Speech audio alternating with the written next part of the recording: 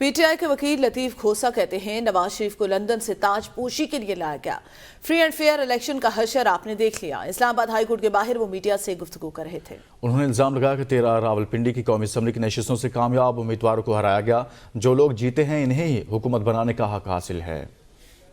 Supreme court ने कहा था और आईन का भी तकाजा है कि साफ और शफाफ इलेक्शंस करवाए जाएं। Ensure transparency, fair and free elections. और ट्रांसपेरेंसी और फेयर एंड फ्री इलेक्शंस का आपने हशर देख लिया कि कितना सुप्रीम कोर्ट के अहकामात और कितनी आईन को जो है अमलदारी की गई है। तो कमिश्नर ने रावलपिंडी ने कहा 13 पिंडी की जो है नेशनल असेंबली की नशिस्तों को जो 70,000 से जीते हुए लोग थे उनको हराया गया है। और उन्होंने कहा अभी तक जो है बैलेट पेपर पर स्टफिंग हो रही है। यहाँ मशीनें बनकर बैलेट पेपर जो है PMLN जो है वो टका ठक बना रही है। हारे हुए जिले सुबहानी जो माशाल्लाह ताजपोशी के लिए लंदन से लाए गए हैं, ना ही उनको इस फ्रॉड में जो है ताजपोशी अपने भाई को और अपनी बेटी को पंजाब में करने दें, क्योंकि ये अवाम के साथ गद्दारी होगी।